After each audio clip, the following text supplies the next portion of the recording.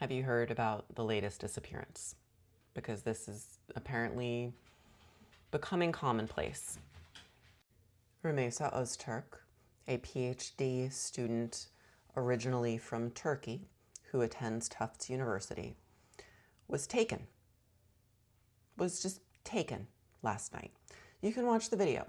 You can watch as men in street clothes with masks on their faces approach her. You can watch as you see how frightened she is as she starts screaming, as she starts then calming herself down, just repeating, okay, okay, okay. You can go and watch the video, and I think that you should. Because if you have been hearing about events like this and allowing yourself to just do the, that's such a shame, and then move on with your day, I need you to stop doing that. This can't be normalized. This is KGB Russia. This is Nazi Germany. This is what happens in authoritarian regimes.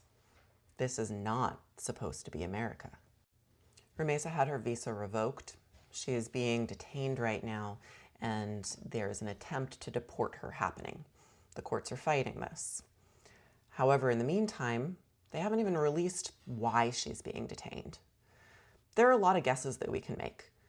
There is a clear pattern happening right now that if college protesters spoke out denouncing the genocides happening in Gaza, that they, if they're on a visa or on a green card, basically if they're not a US citizen, they're just taking them away.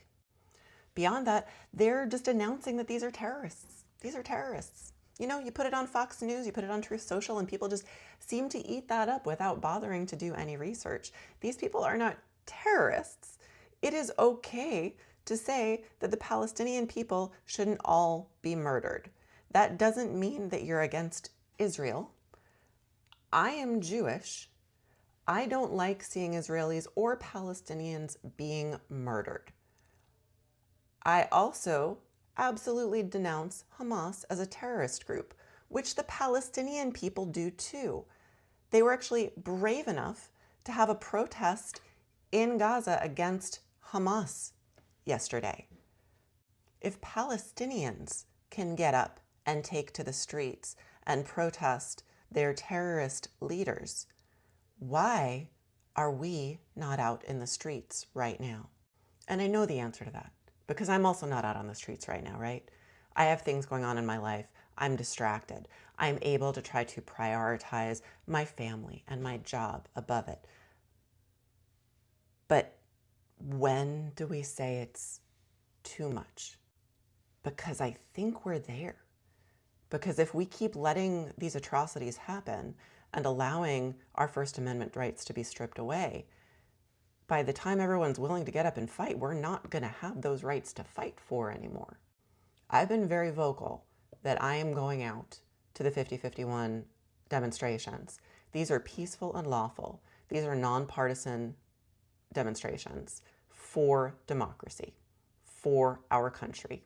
We proudly wave the American flag, and we proudly stand up to say that we the people means everyone in this country, especially marginalized people who are the ones being manipulated and having their rights stripped from them before the people of my power are affected. So let me be even more direct, even though I understand this is going to make the socials suppress my content.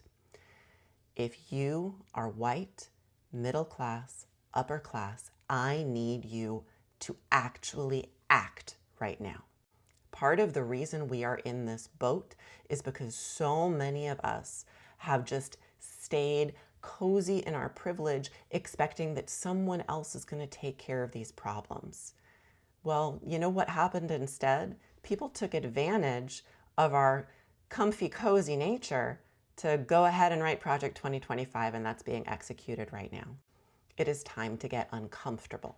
I want to see you out there on April 5th. Find your local 50-51 event. They're going to be big.